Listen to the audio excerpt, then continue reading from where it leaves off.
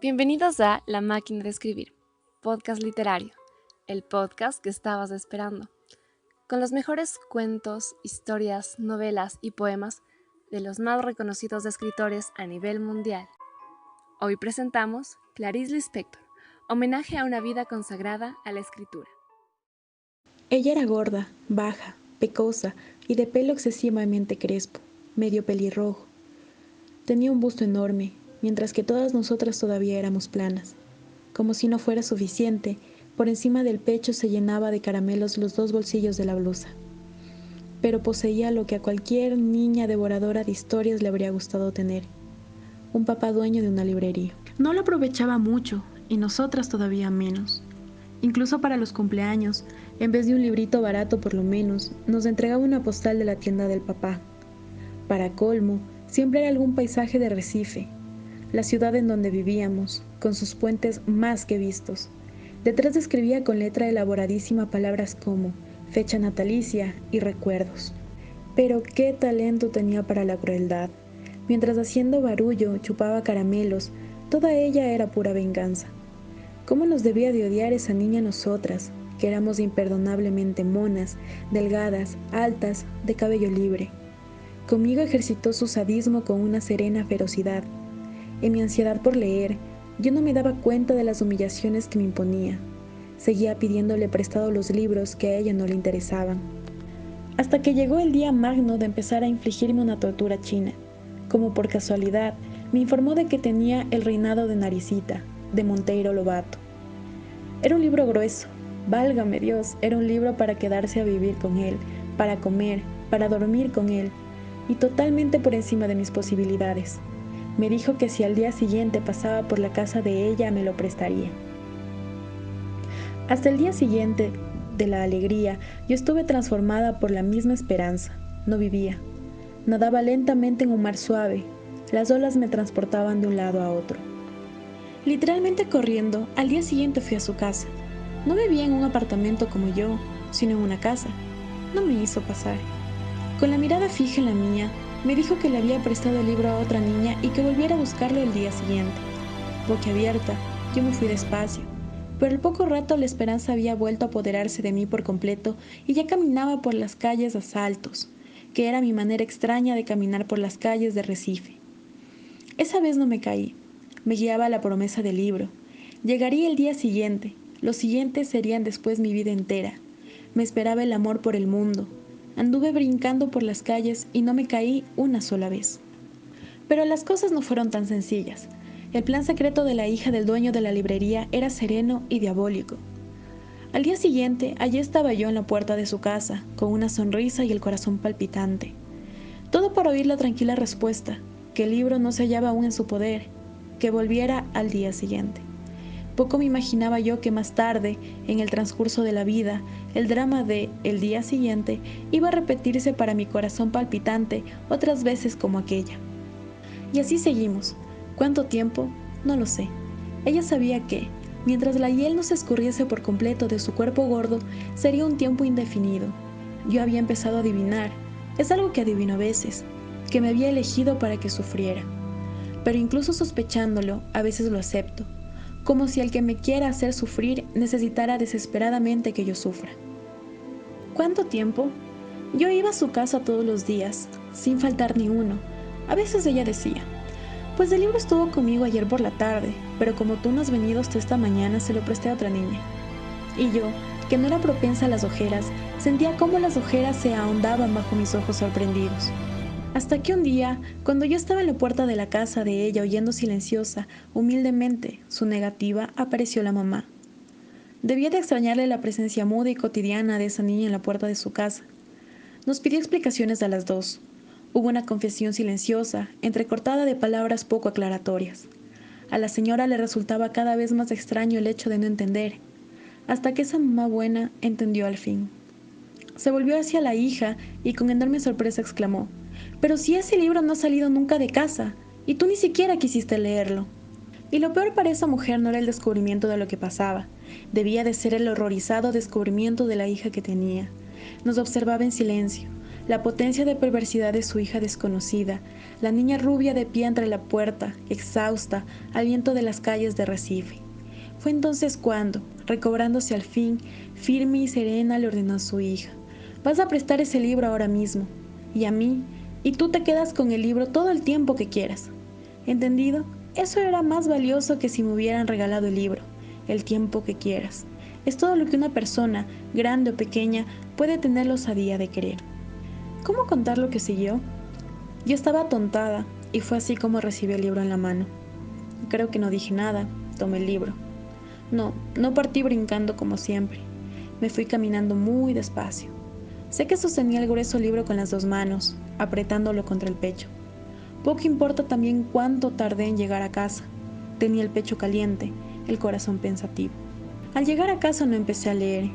Simulaba que no lo tenía, únicamente para sentir después del sobresalto de tenerlo. Horas más tarde lo abrí. Leí unas líneas maravillosas. Volví a cerrarlo. Me fui a pasear por la casa. Lo postergué más aún yendo a comer pan con mantequilla. Fingí no saber en dónde había guardado el libro. Lo encontraba, lo abría por unos instantes. Creaba los obstáculos más falsos para esa cosa clandestina que era la felicidad. Para mí la felicidad habría de ser clandestina. Era como si ya lo presintiera. ¿Cuánto me demoré? Vivía en el aire. Había en mí orgullo y pudor. Yo era una reina delicada. A veces me sentaba en la hamaca para balancearme con el libro abierto en el regazo, sin tocarlo, en un éxtasis purísimo. Ya no era una niña más con un libro. Era una mujer con su amante. El amor es rojo, los celos son verdes, mis ojos son verdes. Más allá de la oreja existe un sonido, en el extremo de la mirada un aspecto. En las puntas de los dedos un objeto, es allí a donde voy. En la punta del lápiz el trazo. Donde expira un pensamiento hay una idea. En el último suspiro de alegría, otra alegría. En la punta de la espada, la magia. Es allí a donde voy. En la punta del pie el salto. Parece la historia de alguien que se fue y no volvió. Es allí a donde voy, o no voy. Voy, sí, y vuelvo para ver cómo están las cosas. Si continúan mágicas, realidad, yo os espero. Es allí a donde voy. En la punta de la palabra está la palabra. Quiero usar la palabra tertulia y no sé cuándo ni dónde. Al borde de la tertulia está la familia. Al borde de la familia estoy yo. Y a la orilla de mí estoy yo. Es hacia mí a donde voy. Y de mí salgo para ver qué, ver lo que existe. Después de muerta, es hacia la realidad a donde voy. Mientras tanto, lo que hay en un sueño fatídico, pero después todo real, y el alma libre busca un rincón para acomodarse. Soy un yo que anuncia, no sé sobre qué estoy hablando de nada, yo soy nada, después de muerta me agrandaré y me esparciré, y alguien dirá con amor mi nombre. Es hacia mi nombre a donde voy, y allá vuelvo para llamar al nombre del ser amado y de los hijos. Ellos me responderán. Al fin tendré una respuesta. ¿Qué respuesta? ¿La del amor?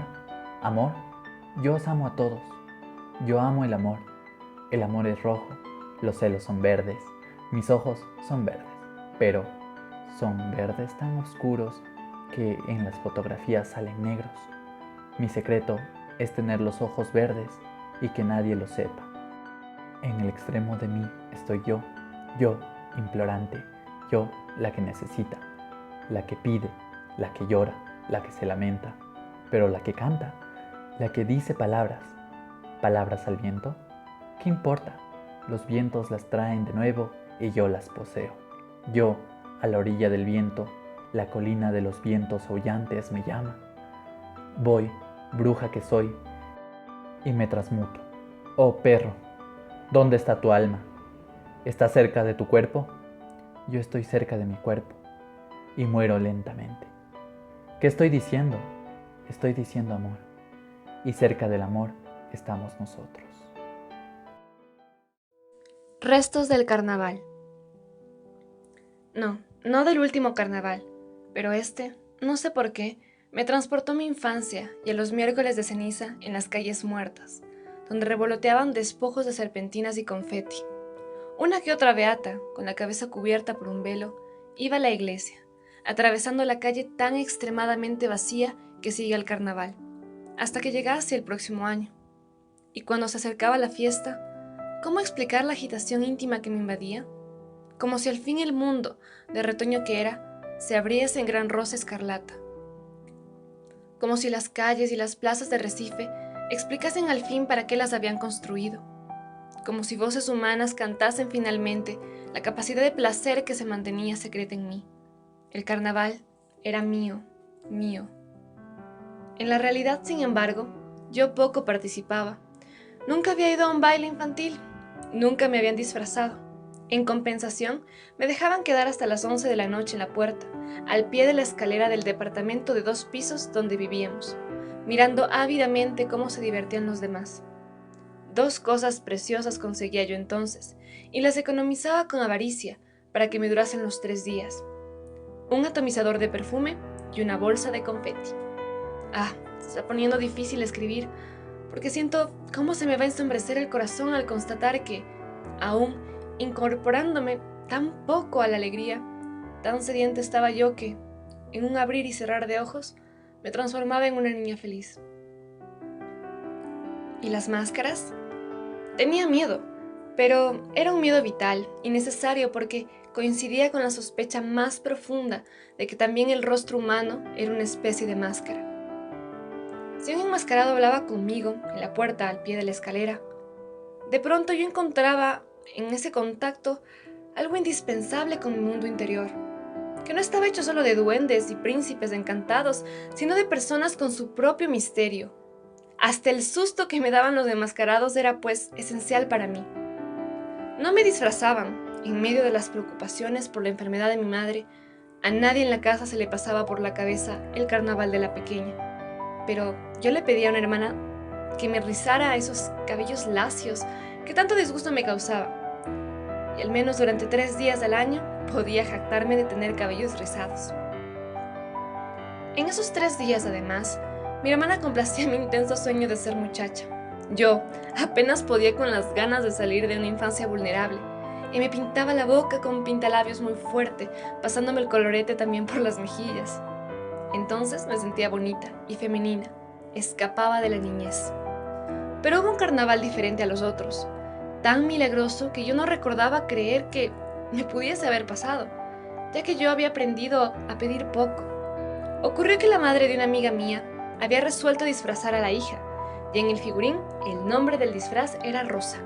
Por lo tanto, había comprado hojas y hojas de papel crepé de color rosa, con las cuales, supongo, pretendía imitar a los pétalos de una flor. Boquiabierta, yo veía cómo el disfraz iba cobrando de a poco vida, iba creándose. Aunque el papel crepé no se pareciese ni de lejos a los pétalos, yo pensaba seriamente que era uno de los disfraces más bonitos que había visto jamás. Fue entonces cuando por simple casualidad sucedió lo inesperado. Sobró papel crepé, y mucho. Y la mamá de mi amiga, respondiendo, tal vez, a mi muda llamada, a mi muda envidia desesperada, o por pura bondad, ya que sobraba papel, decidió hacer para mí también un disfraz de rosa con el material sobrante. Aquel carnaval, pues, yo iba a conseguir por primera vez en la vida lo que siempre había querido. Iba a ser otra, aunque no yo misma. Ya los preparativos me atontaban de felicidad. Nunca me había sentido tan ocupada. Minuciosamente calculábamos todo con mi amiga. Debajo del disfraz nos pondríamos un fondo, de manera que, si llovía y el disfraz llegaba a derretirse, por lo menos quedaríamos vestidas hasta cierto punto. Ante la sola idea de que una lluvia repentina nos dejase con nuestros pudores femeninos de 8 años, con el fondo en plena calle, nos moríamos de vergüenza. Pero no. Dios iba a ayudarnos. No llovería. En cuanto a mi disfraz, solo existiera gracias a las obras del otro, tragué con algún dolor mi orgullo, que siempre había sido feroz, y acepté humildemente lo que el destino me daba de limosna. Pero, ¿por qué justamente aquel carnaval, el único de disfraz, tuvo que ser melancólico? El domingo me pusieron los tubos en el pelo por la mañana temprano, para que la tarde los rizos estuvieran firmes. Pero tal era la ansiedad que los últimos minutos no pasaban. Al fin dieron las 3 de la tarde. Con cuidado para no rasgar el papel, me vestí de rosa. Muchas cosas peores que me pasaron ya las he perdonado. Esta, sin embargo, no puedo entenderla, ni siquiera hoy. ¿Es irracional el juego de dados de un destino? Es despiadado. Cuando yo estaba vestida de papel crepé, todo armado, todavía con los tubos puestos y sin pintalabios ni colorete, de pronto, la salud de mi madre empeoró mucho.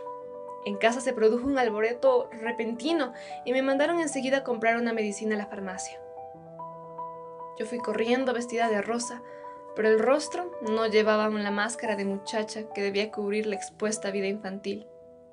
Fui corriendo, perpleja, atónita, entre serpentinas, confeti y gritos de carnaval. La alegría de los otros me sorprendía. Cuando horas después en casa se calmó la atmósfera, mi hermana me pintó y me peinó, pero algo había muerto en mí. Y, como en las historias que había leído, donde las hadas encantaban y desencantaban a las personas, a mí me habían desencantado. Ya no era una rosa. Había vuelto a ser una simple niña. Bajé la calle, de pie. Allí no era ya una flor, sino un pensativo payaso de labios encarnados. A veces, en mi hambre de sentir el éxtasis, empezaba a ponerme alegre. Pero, con remordimiento me acordaba del grave estado de mi madre y volví a morirme.